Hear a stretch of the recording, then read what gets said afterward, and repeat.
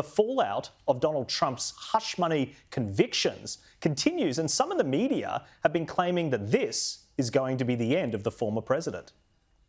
But other than his breathless sycophants, whose entire identity is wrapped up in their slavish devotion to the guy, there was no major show of support, no protests, certainly no violence. And that's got to be especially worrisome for Trump, considering his strength is derived from the optics that his supporters will heed his every beck and call.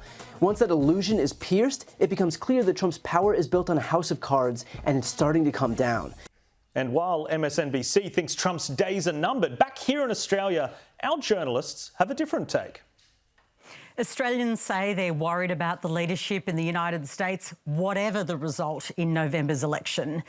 Even before Donald Trump became a convicted felon, 6 in 10 Australians were concerned about him returning to the White House, according to a new poll commissioned by Q&A. It's a big year for elections. India, the UK and, of course, America. And the results will have implications for the future of democracy itself. Democracy itself, that does sound serious. And where have I heard that kind of rhetoric before? Donald Trump wants to destroy not only the city, but the country, and eventually he could destroy the world. And elections, forget about it. That's over. That's done. If he gets in, I can tell you right now, he will never leave.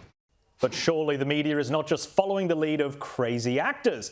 The media would never be inflammatory. I mean, this is a serious issue. Q&A have just claimed that democracy is on the line. So I look forward to this very serious analysis of that very real threat. Because, as Nick said, the media just are endlessly obsessed with him. I never want to hear the words Donald Trump ever again in my life. And yet... And that's someone who's played him for a living. Yeah. And it's interesting... So you're part of the problem? I am part of the problem, and every time I do it, I think I'm giving this guy air. Come on, what is the point? What is the point? But the point is people love me. Now bringing the panel, Darren, thanks for joining us on the show. For Q&A to assert that democracy is on the line and then to transition to some asinine impersonations of Donald Trump, it seems to me like they're not taking their own fears too seriously.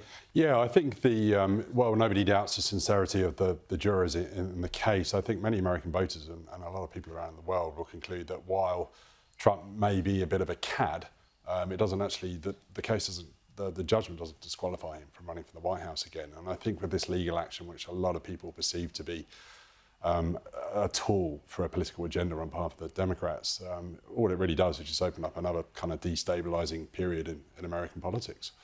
Yeah, well, James, let's bring you in. What do you make of it? Do you think Donald Trump is a very real threat to democracy? And do you think by publishing an effective impersonation of him, Q&A is going to disarm that threat? It solved it. That 10 seconds solved the issue. It's done. Yeah. But I mean, the whole thing about the American democracy, people do tend to forget that America was literally involved in a civil war as to whether or not America can survive 4 years of a Trump presidency. They literally survived a civil war and they're still in America. So I think those concerns are a bit over the top. But the problem that the freakouts like Q&A have and their sister freakouts over in the US have is that I think it actually fuels Trump's base in that 2016, Trump was the outsider candidate. He was there to shake things up and, the system that works against you, he's going to come in like a wrecking ball and everything's going to be different. And in 2020, you're no longer the outsider candidate, you're the sitting president. And in 2024, you're also the former president, you're not an outsider. Now that there's a legal case against him and all those same threat to democracy, this is the birth of fascism, we're all worried, he becomes the outsider again. Now, the phrase convicted felon, maybe that alienates true neutrals in Trump v. Biden, but if you're a Republican voter and you go, I don't really want to vote for Trump, but then this happens, they are actually out to get us, that is a motivating factor for people to get out and vote for him. So I think freakouts like what we just saw there aren't doing themselves any favours. Yeah, it could end up playing in the Republicans' favour. And something interesting from that Q&A episode as well, Patricia Carvella cited the figure of 6 out of 10 Australians are concerned about Trump.